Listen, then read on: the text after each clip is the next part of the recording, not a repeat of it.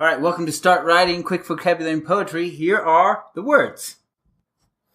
Word number 1 is mnemonic. It's an adjective meaning assisting or intending to assist memory, of or relating to a technique of improving memory, of or relating to memory.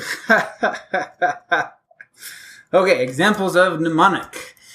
James taught his students the mnemonic sentence, King Philip came over for good spaghetti, to help them remember the levels of biological classification: kingdom, phylum, class, order, family, genus, species. That is mnemonic, assisting or intended to assist memory, also of or relating to a technique of improving the memory, of or relating to memory. And in Greek, the word mnemon, M-N-E-M-O-N, I suppose is mnemon. It almost looks like demon. Mnemon means it means memory or remembrance. The next word is embargo. Embargo is a noun meaning an order of a government prohibiting the departure of commercial ships from its ports. It also means a legal prohibition, a stoppage or impediment, or an order by a common carrier or public regulatory agency prohibiting or restricting freight. Now, that sounds very technical. I guess the first one was very technical, too. Yeah, I should have skipped that. Where is it? Okay, examples of embargo. The embargo has forced freight companies to find new routes. Indian food suppliers, for example, used to make a stop in the UAE and Saudi Arabia. Now they fly their products on cargo planes direct to Qatar. That is embargo, a legal prohibition on commerce. Stoppage, impediment, especially prohibition. It's a noun. So this comes from the 1590s. It's a Spanish word. Embargo means a seizure, an arrest. So, and I imagine that's still in contemporary Spanish. But. Yeah. Okay, the next word is carp. It's a verb. Carp means to find fault or complain querulously. All right. Examples of carp. The play begins in 1619, 3 years after his death, when a few of his former colleagues are carping about the pirated versions of his plays, now cluttering London stages and bookstalls. That is carp. It's a verb, to find fault or complain querulously. Man, I'm not liking these as much today. It comes from Old Norse. Carpa means to brag. And it eventually turned toward someone who finds fault and complains. So it just shifted meaning. It just shifted meanings a little bit. The next word is logomachy. Wait, logomachy. You got to get the accent on that second syllable. Logum. You say it. Logomachy. No, logomachy. It's a logomachy.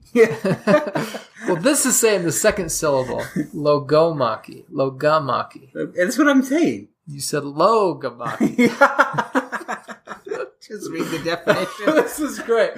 You want to know why? Because logomachy means a dispute over or about words. We didn't even plan that. It just happened. Or a controversy marked by verbiage. That's so great. That's funny. Examples of logomachy. All politics is local, and that goes double for school politics. But just what does local mean? Georgians are going to have an argument about that word between now and November referendum on the proposed Opportunity School District. A great logomachy over localism, if you like. And that is logomachy, a dispute over or about words, a controversy marked by verbiage. So in logo is the Greek word for words. Maki is war. Or actually it's, maki, maybe. Makos. Anyway, a war of words. The next word is spavin. Spavin means affected. I think it's spavin. Spavin. I like that. Okay. No logomachy on this one.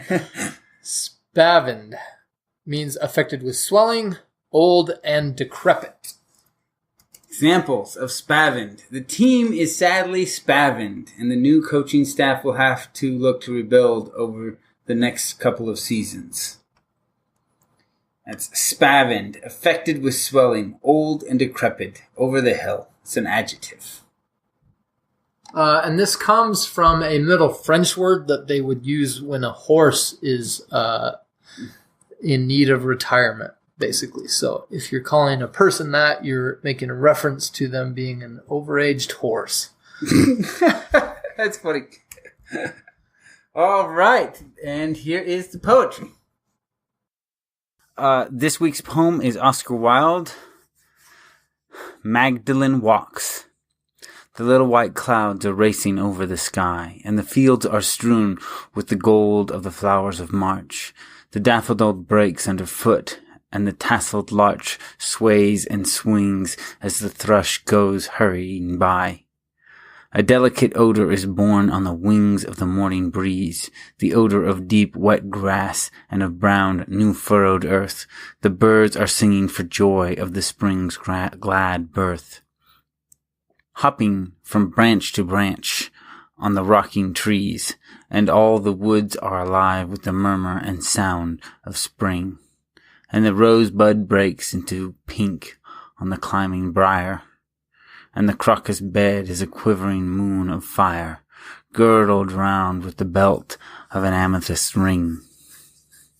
And the plane to the pine tree is whispering some tale of love, till it rustles with laughter and tosses its mantle of green. And the gloom of the wych elm's hollow is lit with its iris sheen of the burnished rainbow throat and the silver breast of a dove. See, the lark starts up from his bed in the meadow there, breaking the gossamer threads and the nets of dew, and flashing adown the river a flame of blue. The kingfisher flies like an arrow and wounds the air. And if you'll notice, we had gossamer in there, which was a word not too long ago from our vocab list. All right, thanks for listening. And as always, if you listen to double speed, it'd be less than 5 minutes.